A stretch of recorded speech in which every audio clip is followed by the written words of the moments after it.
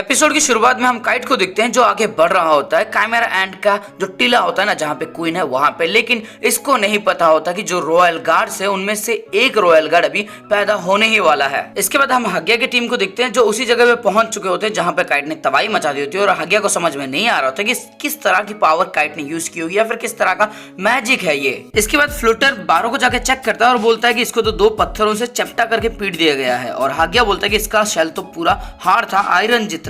इसके बाद हग्या बोलता है तो ये है रेयर ह्यूमंस की पावर। और उसके बाद ये लड़की बोलती है क्या तुम डर गए हग्या? और हग्या बोलता है कि मेरी रगों में जंगल का जो राजा है उसका खून दौड़ रहा है, कुछ इंसान मुझे डरा नहीं सकते। और इसके बाद ये लड़की बोलती है अच्छी बात है, मुझे तो लगा था कि आज हम फिस्ट नहीं कर पाएंगे। और हग्या बोलता है कि जैसे ही वो हमें मिल जाएंगे रेयर ह्यूमंस उसके बाद हम उनको टुकड़े टुकड़े करके खा जाएंगे। इसके बाद हम काइट को देखते हैं जो बोलता है कि हमें कोई फॉलो कर रहा है और गॉन और किलर पीछे देखते हैं। लेकिन काइट बोलता है कि वहां से नहीं और वो आसमान की तरफ देखने लगता है और बोलता है कि बहुत सारे हैं ये तो। इसके बाद प्लूटर जो होता है वो उड़ने वाले काइमेरा एंट को बोलता है कि तुम्हें डिस्टेंस से अटैक करना है और उनसे थोड़ा सा दूरी बनाए रखना है। और प्लाटून 1 को राइट की तरफ भेजता है, प्लाटून 2 को लेफ्ट की तरफ भेजता है और जो प्लाटून 1 के साथ ही खुद आगे की तरफ चला जाता है। इसके बाद हम काइट, गॉन, किलुआ को देखते हैं जो जंगल की तरफ आगे से तेजी से बढ़ रहे होते हैं और किलुआ सोचता है कि हमें पता तक नहीं चला कि कोई हमें फॉलो कर रहा है। और उसके बाद काइट बोलता है कि वो लेफ्ट राइट दोनों तरफ से आ रहे हैं, सतर्क रहना। और उसके बाद हम देखते हैं कि गॉन के ऊपर कुछ हमला करते हैं, काइट के ऊपर भी कुछ हमला करते हैं, लेकिन ये दोनों उसको डॉज कर देते हैं। लेकिन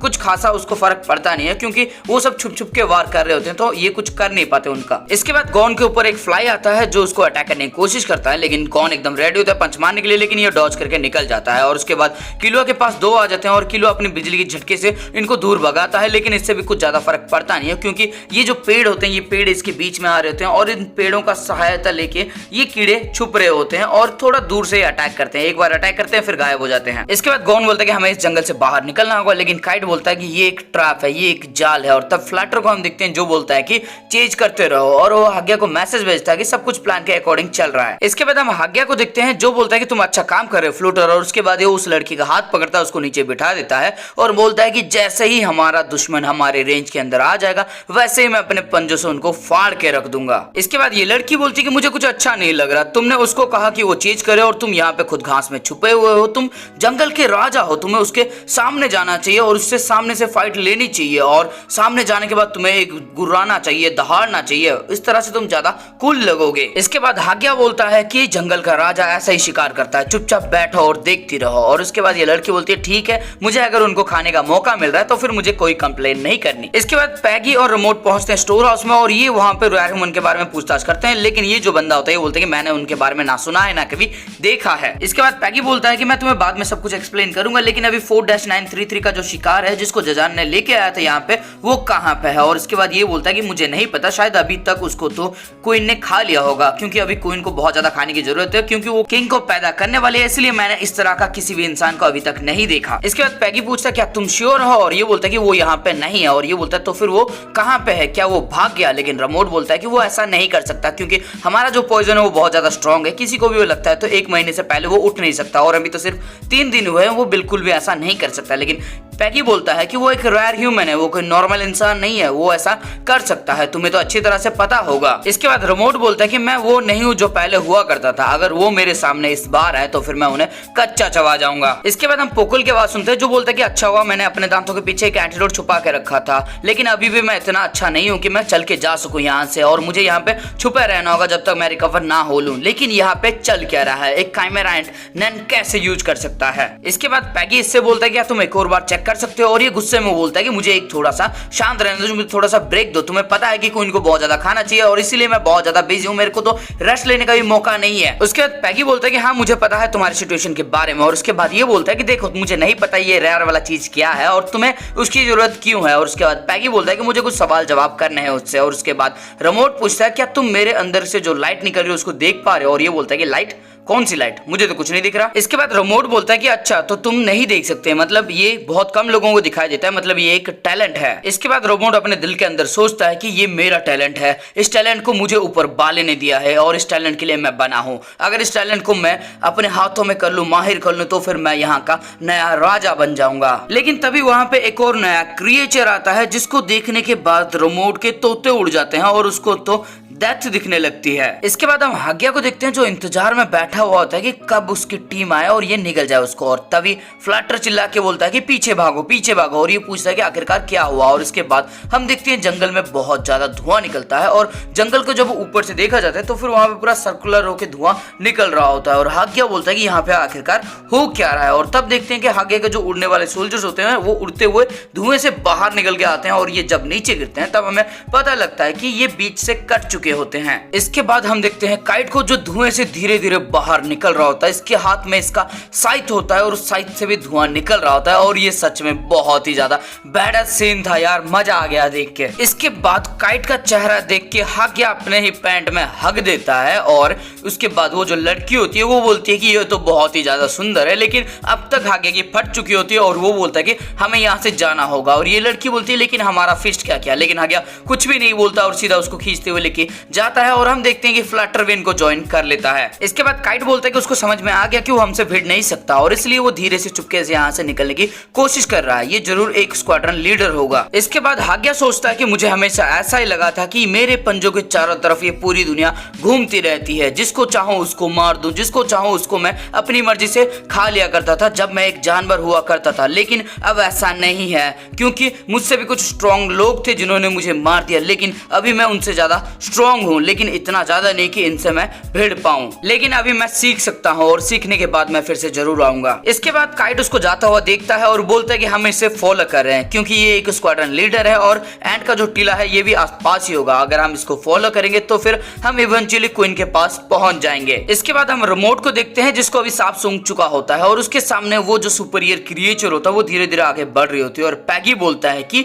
ये क्या है, और उसके बाद हम देखते हैं कि वो क्रिएचर धीरे धीरे बढ़ रही होती है, और उसके अंदर से जो इविल ऑरा निकल रहा होता है, भाई इतना ज्यादा इविल, और उसको देख के रिमोट की पूरी तरह से फट चुकी होती है। और इसके बाद ये क्रिएचर बोलती है कि तुम काफी अच्छी बातचीत कर रहे थे, तुम किसी टैलेंट के बारे में बता रहे थे ना, तो हमें भी बताओ कि आखिरकार ये टैलेंट क्या होता है। इसके बाद हम इसका चेहरा देखते हैं जो एक लड़की होती है, और रिमोट को समझ में आ जाता है कि ये क्वीन की रॉयल गार्ड है, और इसके अंदर से बहुत ज्यादा इविल एनर्जी निकल रही होती है। और रिमोट जो सोचता है ना कि वो किंग बन सकता था, अब सोचने लगता है कि मैं एक बेवकूफ था जो मैंने इस तरह का सपना देखा, और इसके सामने ये घुटने टेक देता है। आगे रिमोट बोलता है कि इनकी पावर के सामने मेरी पावर कुछ नहीं है, मैं पैदा जहां पे हुआ था मैं वहीं पे रह जाऊंगा। और उसके बाद ये क्रिएचर इसके सर के ऊपर हाथ रखती है, लेकिन रिमोट को ऐसा लगता है जैसा एक पहाड़ इसके सर के ऊपर रह गया हो, ये पसीने से पूरा लथपथ हो जाता है, ऑलमोस्ट ऐसा लग रहा हो कि जैसे अब ये मरने वाला हो। इसके बाद ये क्रिएचर बोलते कि तुम रिलैक्स कर सकते हो, चलो हम वहां पे जाके बात करते हैं। और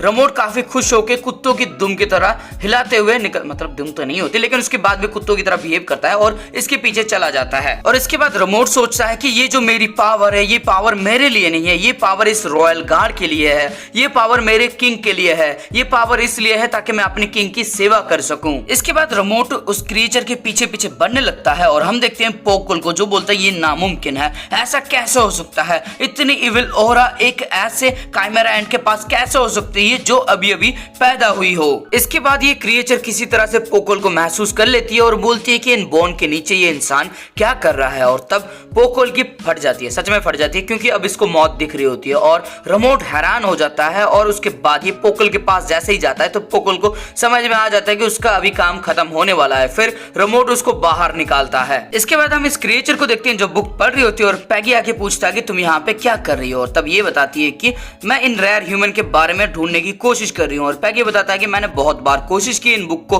पढ़ के कुछ जानने की, लेकिन इनके अंदर कुछ भी नहीं लिखा है, शायद हमें उनको सीधा जाके पूछ लेना चाहिए इसके बारे में। और तब ये बताती है कि तुम यही तो करना चाहते थे ना पहले, और ये बोलता है कि हाँ मैं यही करना चाहता था। इसके बाद ये क्रिएचर ब्रेन का एक डायग्राम देख रही होती है और बोलती है कि जो नया मेमोरी होता है वो हिप्पोकैम्पस में स्टोर होता है और पुरानी मेमोरी सर्विकल कॉर्टेक्स में, और तुम बायोलॉजी का स्टूडेंट हो तो फिर तुम्हें ये बात समझ में आ गई होगी। इसके बाद ये क्रिएचर अपने कैमरा एंड को बुलाती है और उसका दोनों एंटेना उखाड़ देती है, और हम सुनते हैं पोकुल की आवाज बैकग्राउंड में जो बताता है कि हात्सो एक ऐसी टेक्निक है जहां पे तुम अपने ऑरा को अपने मन मुताबिक बदल सकते हो। उसके बाद हम गॉन किलुआ काइट को देखते हैं जो हाग्या को फॉलो कर रहे होते हैं और पोकल आके बताता है कि नन की कैटेगरी को 6 पार्ट में डिवाइड किया गया है। पहला होता है एनहांसर, फिर आता है ट्रांसम्यूटर, फिर आता है कंजरर, उसके बाद आता है इमिटर, फिर मैनिपुलेटर और आखिरी में आता है स्पेशलिस्ट। और इन्हीं 6 कैटेगरी और इतने के बाद ये कैटेगरी लग जाता है और उसके बाद ये जो क्रीचर होती है उसके सर के अंदर जो एंटेना गाड़ा होता है उससे कुछ हिलाती है और इसके बाद ये आगे बताता है कि हर जो नैन यूजर है इन्हीं 6 कैटेगरी में से किसी एक कैटेगरी के अंदर